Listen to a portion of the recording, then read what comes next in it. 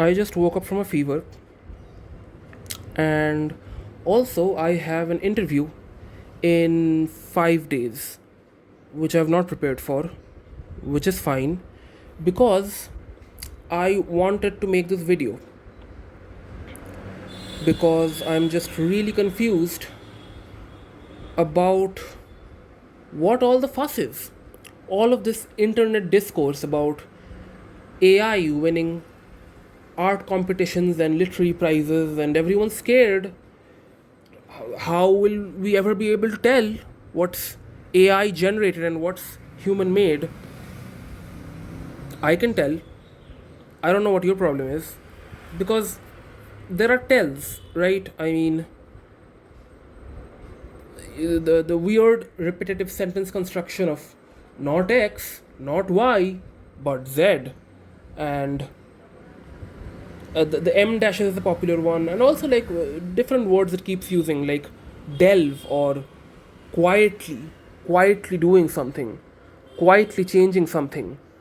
But then people get all technical, right? Because even with the short story that won the Granta Prize, The Serpent in the Grove, there were tells, but then people are like, but how can we prove? How can we prove beyond the shadow of a reasonable doubt that was AI generated? Which it really doesn't matter, does it? Because if your writing sounds like AI, all that says to me is that you are a bad writer. You have poor taste, you don't have a strong aesthetic sense, and so you're a clanker. Or the question of AI authorship becomes superfluous, right? Now, granted, people will say that this is unfair, but let me explain. Because obviously there is no such thing as objective taste, right?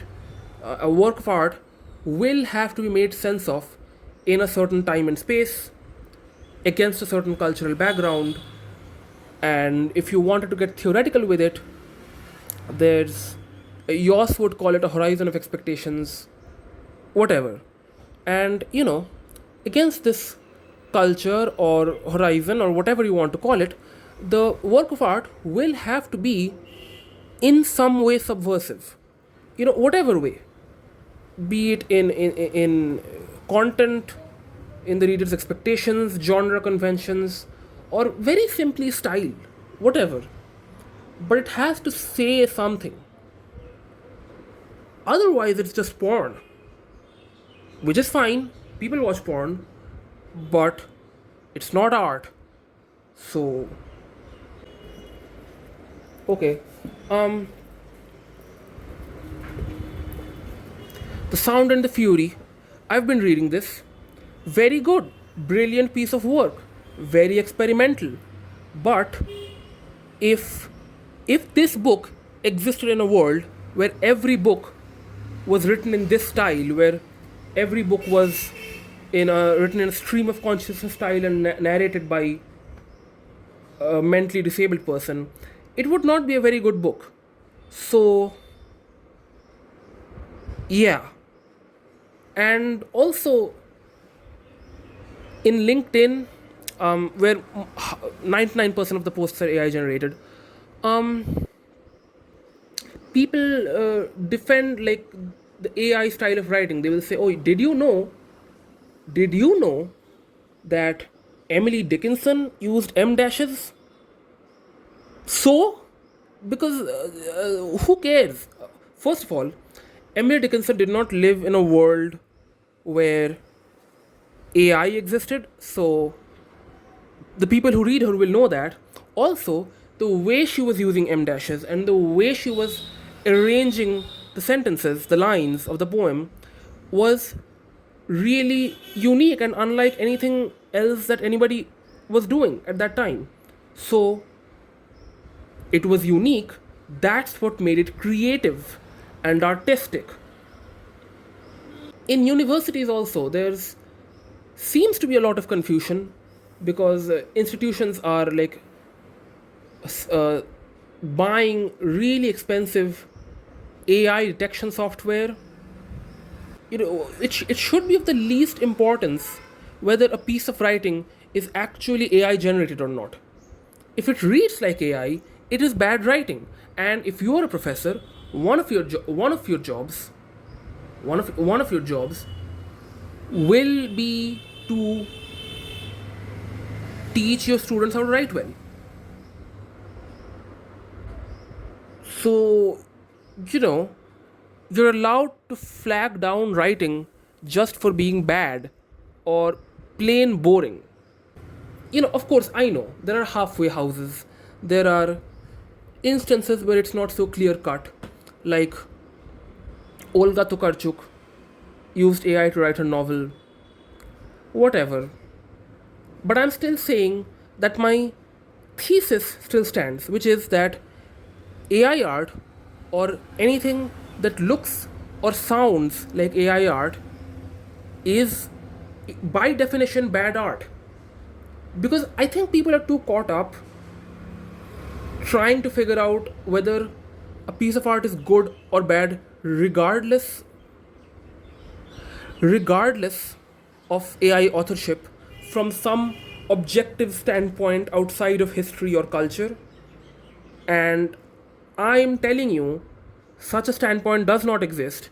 Here we are, we live in this world where AI exists. And so, in this world, the quality of AI generatedness has become a constitutive feature of our aesthetic judgment.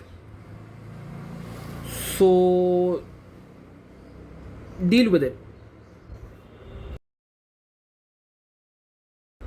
Now, I know that once I've made my argument, there will be a valid criticism against it, which is that this taste of which I speak is class coded and caste coded. And yes, I agree. Because, because taste is formed in a class habitus or a caste habitus and whatever. But I'll do you one better. The category of the human subject itself is class coded and caste coded because that's the society we live in.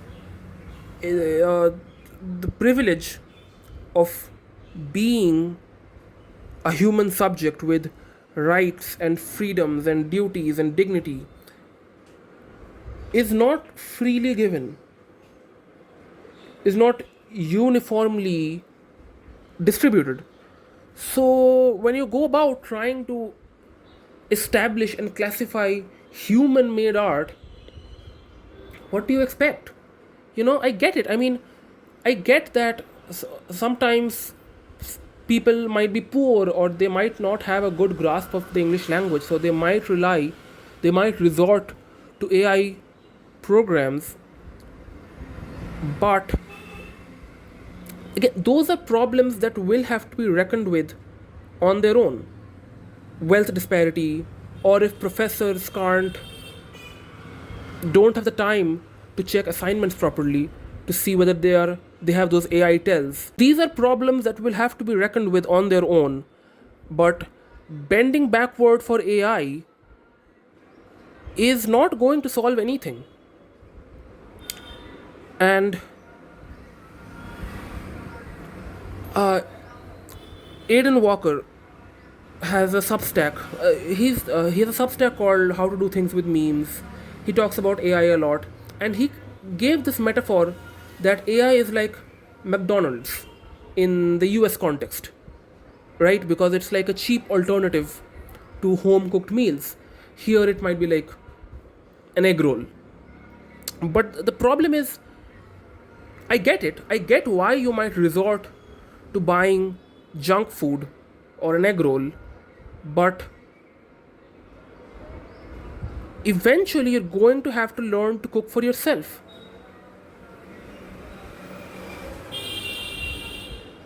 Or you're the one that's going to suffer. So, yeah. Bye bye.